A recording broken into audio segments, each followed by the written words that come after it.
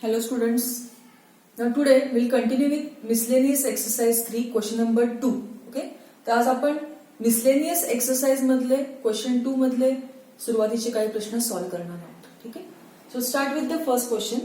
We have to find integration of x minus 2 bracket square into root x is there. Now first we'll expand this square. So x minus 2 bracket square is x square minus 4x plus 4 into root x is there. Now each term is multiplied by root x. So this is x square root x minus 4x root x plus 4 root x, and integration is now with respect to x. Okay. Now root x means it is x raised to half. Root x is x raised to 1 by 2. Okay. Now see here, x square into x raised to half, base is same, multiplication sign is there, so we add its indices. म्हणजे ही term काय येणार आहे, x raised to 2 plus half, this is x raised to 1 plus half plus 4 times x raised to half, and here integration is with respect to x. Okay, so solve it. 2 2s are 4, 4 plus 1 it is 5 by 2, this is x raised to 3 by 2, third term as it is. Now we'll consider integration of each term separately. So this is integration of x raised to 5 by 2. 4 constant outside integration into integration of x raised to 3 by 2. Again 4 constant. It is outside integration. Integration of x raised to half. So further, if we solve it, integration of x raised to n is x raised to n plus 1 upon n plus 1. Using that formula, integration of x raised to 5 by 2 is x raised to 5 by 2 plus 1 upon 5 by 2 plus 1. Okay, minus 4 times. Again, integration of x raised to 3 by 2 is x raised to 3 by 2 plus 1 upon 3 by 2 plus 1 plus 4 times. Integration of x raised to half is x raised to half plus 1 upon half plus 1 plus some constant value c. Simplify करा आणि finally integration ची value काय येणार आहे, x raised to 7 by 2 upon 7 by 2. 4 times it is x raised to 5 by 2 upon 5 by 2. This is x raised to 3 by 2 upon 3 by 2. So finally it is 2 by 7 times x raised to 7 by 2. This is 2 4s are 8 upon 5 times x raised to 5 by 2. This is 8 by 3 times x raised to 3 by 2 plus some constant value c is there. So your final integration value. ठीक है, बघून घ्या सगळ्यांनी एकदा. Consider next question. Integration of x raised to 7 upon x plus 1 is there. Now see here, हा type तुम्हाला ओळखता येणं खूप महत्वाचं आहे. Numerator degree is greater than denominator degree. हा जर फॉर्म असेल तर आपण यूज करतो मेथड. कुठली मेथड आहे ही, division method. Okay, so using division method first will find out here integration value for this. So divide it. सगळ्यांना डिव्हिजन फर्स्ट टाइप मध्ये आपण शिकलेलो आहोतच. Okay, x raise to 7 divided by x plus 1 is there. Now find out first term of the quotient. काय करणार तुम्ही, first term of the quotient तुम्ही कशा प्रकारे फाइंड करणार, यातली फर्स्ट टर्म डिवायडेड बाय यातली फर्स्ट टर्म करायचं. म्हणजे x raise to 7 upon x, first term काय आली इथे x रेज टू 6. आता मल्टिप्लाय करा, x raise to 6 into x it is x raise to 7. 1 into x raise to 6 it is x raise to 6. Subtract, sign changes, पहिली term नेहमीच cancel होते.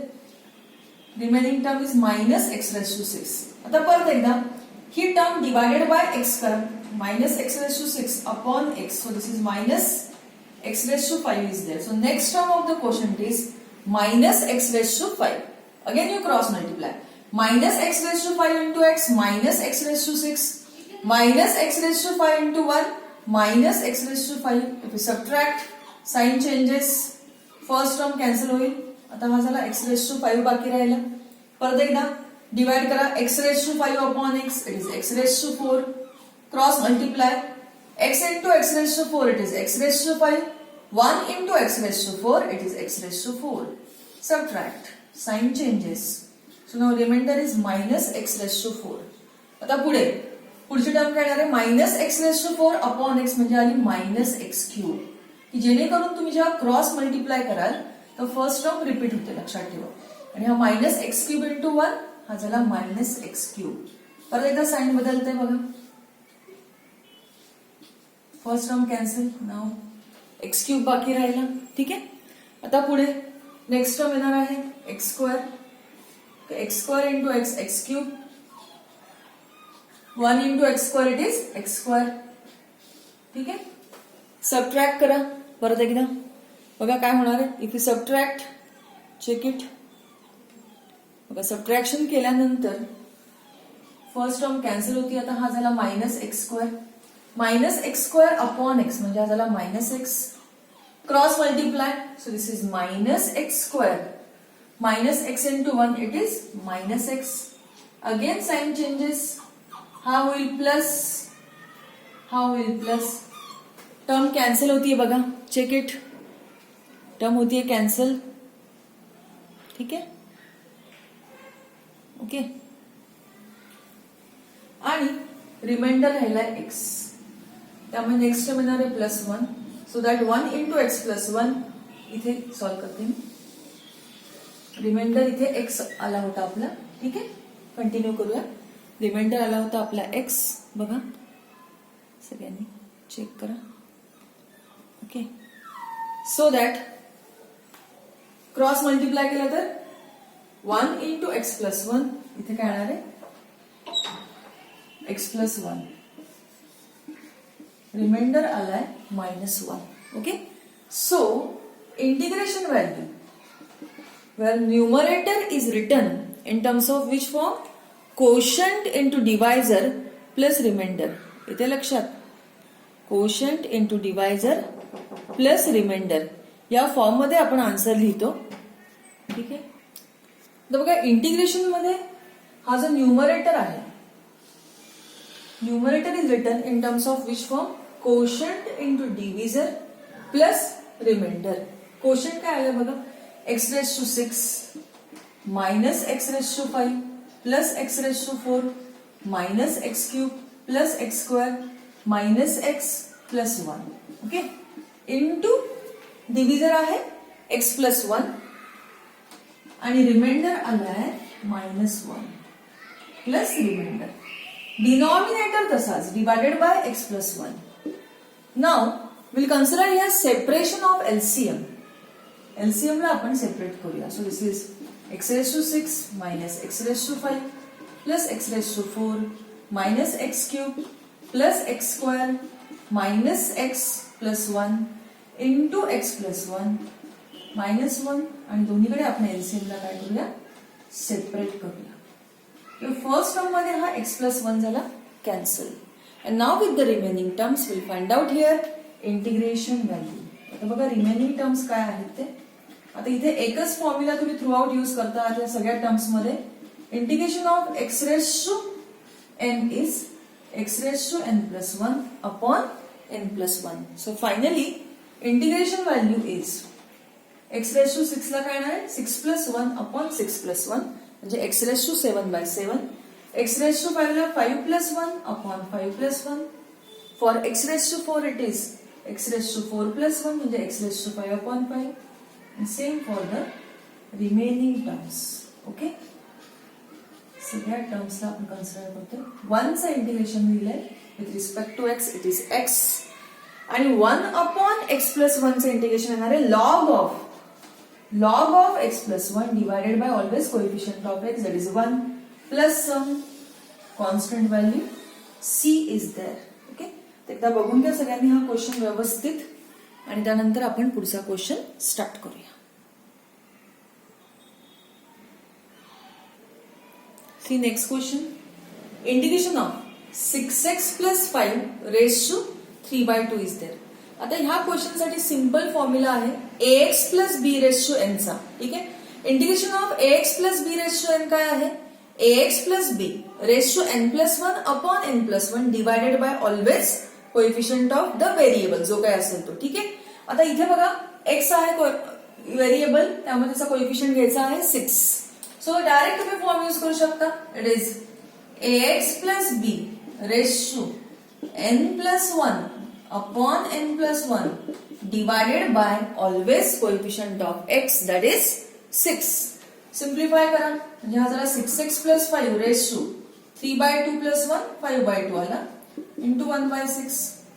हा 1 upon 5/2 झाला 2/5 bracket raise to 5/2 as it is into 1/6 2 3 जा 6. आणि म्हणून finally इंटिग्रेशनची value काय येणार आहे? इट इज 1 अपॉन 15 टाइम्स 5 3 जा 15 times 6x plus 5 raise to 5/2 plus some constant value c is there. Okay, हा सिंपल क्वेश्चन होता या एक्सरसाइज मधला. ठीक आहे, बघून घ्या एकदा 2 मिनिटं म्हणजे आपण पुढचा क्वेश्चन स्टार्ट करूया. ओके, आता नेक्स्ट क्वेश्चन मध्ये जर तुम्ही कन्सिडर केलं तर तुम्हाला न्यूमरेटरला ऍडजस्ट करावं लागेल in terms of denominator. Okay, so for that तुम्ही दोन्ही प्रकारे हा क्वेश्चन सॉल्व्ह करू शकता. सबस्टिट्यूशनने पण सॉल्व्ह करू शकतो किंवा ऍडजस्ट करा न्यूमरेटरला इन टर्म्स ऑफ डिनॉमिनेटर. तर आपण हा क्वेश्चन सॉल्व्ह करूया सबस्टिट्यूशन मेथडनी. सबस्टिट्यूशन आपण कन्सिडर करूया ह्या डिनॉमिनेटरला. Okay, so will put here t+1 is equal to another variable. Variable आपण घेऊया x, सो दॅट t ची व्हॅल्यू काय येणार आहे x-1. ओके, आता डिफरेन्शिएट करा या सबस्टिट्यूशनला. डिफरेन्शिएट करूया आपण ह्या सबस्टिट्यूशनला म्हणजे 1 ला, इक्वेशन नंबर 1 ला with respect to t. t चा derivative with respect to t आला 1 constant, derivative value 0. Derivative of x with respect to t is dx by dt, so that dt will get as dx. Okay, आणि म्हणून इंटिग्रेशनची value काय येते बघा.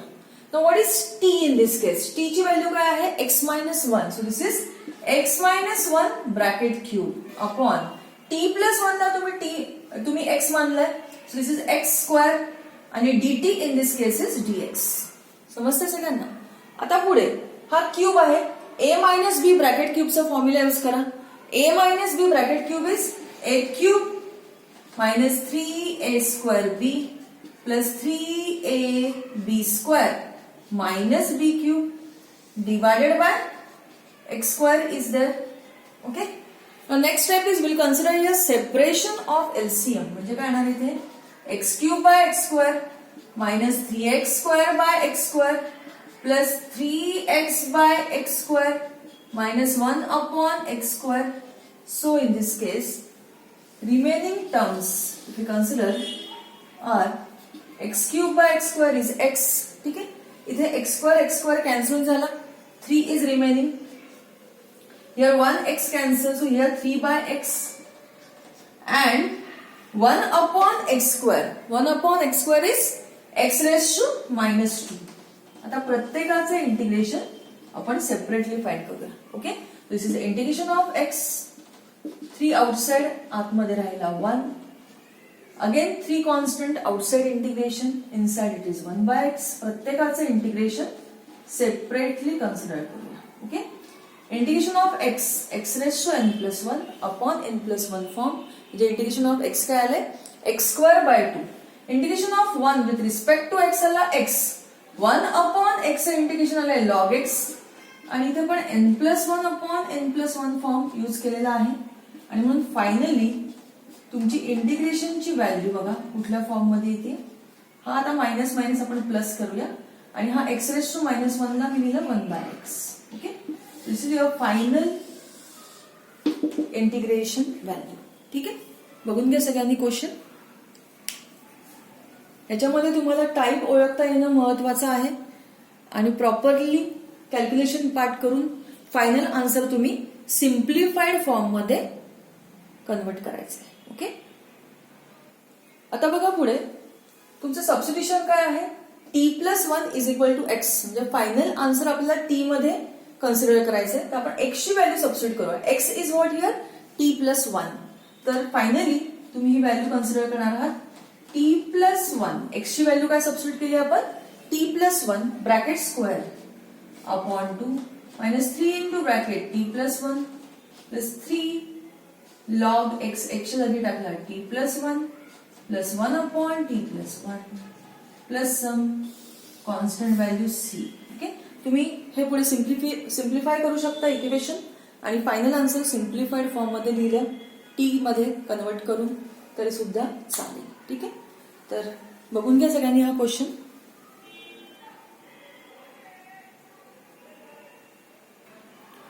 बघा next question बघा. Integration of 3 minus 2 sin x अपॉन cos square x is there. Trigonometric type दिसतो तुम्हाला हा. आता इथे पहिल्या स्टेप मध्ये आपण जास्तीत जास्त काय करू शकतो तर एलसीएम ला आपण करूया separate. Okay, so will separate LCM and will see whether there is simplification or not. Okay, तर मी एलसीएम ला सेपरेट केले बघा. 1 अपॉन cos square x इज 6 square x. आता बघा हा sine x upon cos square x ला मी काय लिहिलं sine upon cos tan into 1 upon cos ला मी लिहिलं सेक. आता प्रत्येकाचे इंटिग्रेशन सेपरेटली फाइंड करा. So 3 constant outside integration inside it is sec square x minus 2 constant outside integration inside it is tan x sec x. Formulae part पाहिजे आपले. Sec square x integration आहे tan x sec x into tan x integration आहे sec x plus some constant value c is there. Okay, बघून घ्या सगळ्यांनी question. ठीक आहे, आता ह्याच्या पुढचे जे क्वेश्चन्स आहेत ते आपण पुढच्या लेक्चरला राहिलेले क्वेश्चन या सेक्शन मधले सॉल्व्ह करूया. ठीक आहे, तर घरी प्रॅक्टिस करा, प्रश्न परत परत सॉल्व्हिंग करा. टाईप वाईज सगळे क्वेश्चन जर तुम्ही नीट बघितले व्यवस्थित तर मिसलेनियस एक्सरसाइज सॉल्व्ह करताना तुम्हाला कधीही प्रॉब्लेम येणार नाही. ठीक आहे, त्यामुळे क्वेश्चन हे परत परत सॉल्व्हिंग करणं खूप महत्वाचं आहे. सीईटी पॉइंट ऑफ व्ह्यू तुम्ही कुठलंही सीईटीचं टेक्स्टबुक असेल तर ते वापरायला सुरुवात करा आणि हे जे इंटिग्रेशनचे प्रॉब्लेम्स आहेत ते तुम्ही सीईटीच्या टेक्स्टबुक मधनं जर सॉल्व्ह केले तर तुम्हाला आणखीन जास्तीत जास्त प्रॅक्टिस मिळेल आणि प्रॅक्टिस जर केली तरच तुम्हाला हे क्वेश्चन पुढे पुढे सोपे जातील. ठीक आहे, त्यामुळे घरी सतत प्रॅक्टिस करणं खूप खूप महत्वाचं आहे. ठीक आहे, ज्या पुढचे क्वेश्चन्स आपण नेक्स्ट लेक्चरला सॉल्व्ह करूया. ठीक आहे, थँक्यू स्टुडंट्स.